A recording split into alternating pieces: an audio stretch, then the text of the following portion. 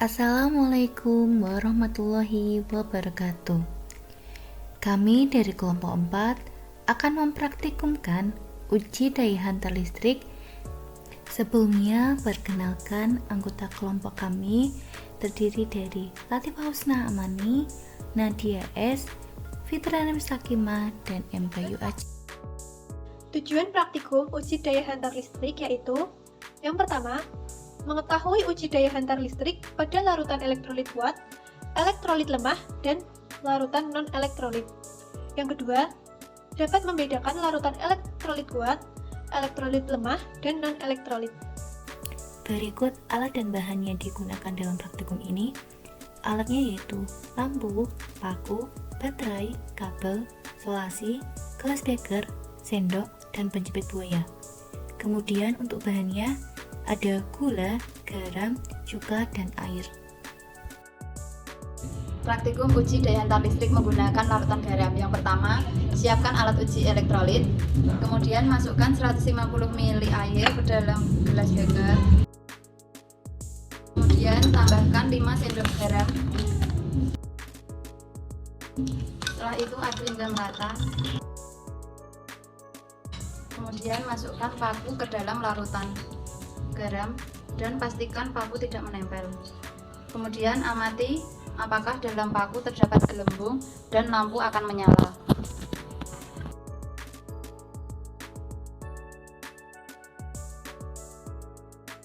Praktikum uji daya hantar listrik menggunakan larutan gula. Yang pertama, siapkan dulu alat uji elektrolit, kemudian masukkan 150 ml air. Selanjutnya masukkan 5 sendok gula.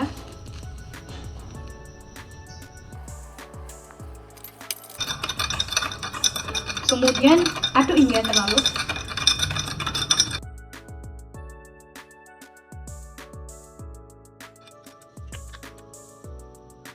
Kemudian masukkan elektroda atau paku ke dalam larutan. Lalu amati perubahan yang terjadi, apakah lampu menyala dan juga terdapat gelembung.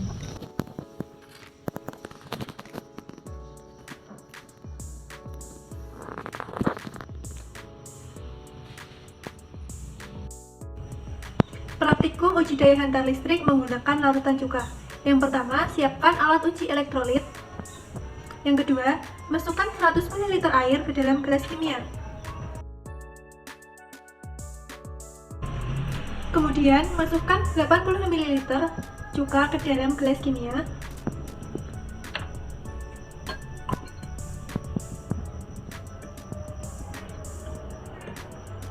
Aduk hingga tercampur merata.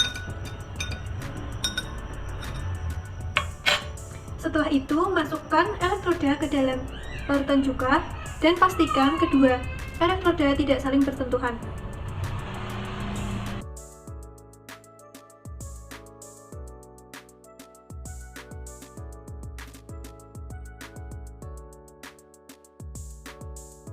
Hasil dari praktikum ini yaitu pada paku terdapat gelembung dan lampu menyala.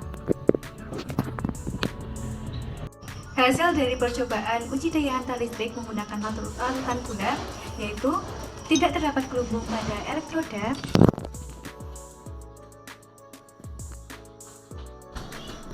dan juga lampu tidak menyala. Hasil uji larutan elektrolit menggunakan larutan cuka yaitu terdapat gelembung pada elektroda.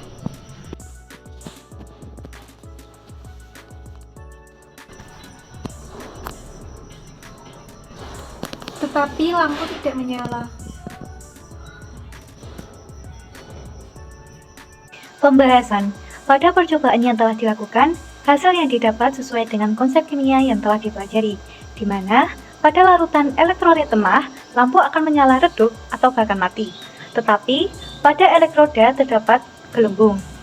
Pada larutan elektrolit kuat, lampu akan menyala dan terdapat banyak gelembung pada elektroda. Sementara pada larutan non-elektrolit, lampu tidak menyala dan tidak terdapat gelembung pada elektroda. Garam merupakan senyawa ionik NaCl. Ketika dilarutkan dalam air, garam akan terionisasi sempurna menjadi ion natrium Na+, dan ion klorida Cl- Adanya ion-ion ini dalam jumlah yang banyak membuat larutan garam menjadi penghantar listrik yang baik. Gula merupakan senyawa organik non-elektrolit. Ketika dilarutkan di dalam air, gula akan terlarut tetapi tidak terionisasi. Artinya, tidak ada ion-ion bebas yang terbentuk dalam larutan gula sehingga larutan gula tidak dapat menghantarkan listrik. Cuka atau asam asetat merupakan asam lemah. Ketika dilarutkan dalam air, cuka akan terionisasi sebagian menjadi ion hidrogen H+ dan ion asetat CH3COO-. Adanya ion-ion ini membuat larutan cuka dapat menghantarkan listrik sebagai elektrolit lemah. Kesimpulan, berdasarkan percobaan yang telah dilakukan, dapat disimpulkan bahwa kemampuan suatu zat untuk menghantarkan listrik sangat bergantung pada jenisnya tersebut dan kemampuannya untuk menghasilkan ion ketika dilarutkan dalam air. Zat yang dapat terionisasi akan menghasilkan larutan elektrolit, sedangkan zat yang tidak dapat terionisasi akan menghasilkan larutan non-elektrolit. Pada percobaan ini, yang termasuk larutan elektrolit yaitu larutan garam dan larutan cuka, sedangkan yang termasuk larutan non-elektrolit yaitu larutan gula. Dalam praktikum ini, kita tidak lupa mengutamakan keamanan, seperti jangan lupa menggunakan jas lab,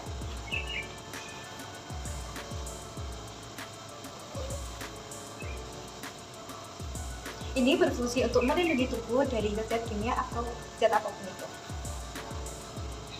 Kemudian, jangan lupa menggunakan sarung tangan latex.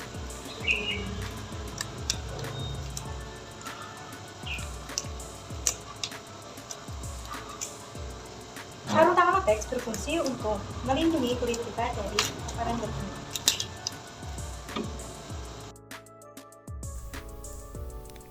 Sekian video praktikum dari kelompok kami. Apabila terdapat kesalahan, kami mohon maaf. Wassalamualaikum warahmatullahi wabarakatuh. Semoga bermanfaat.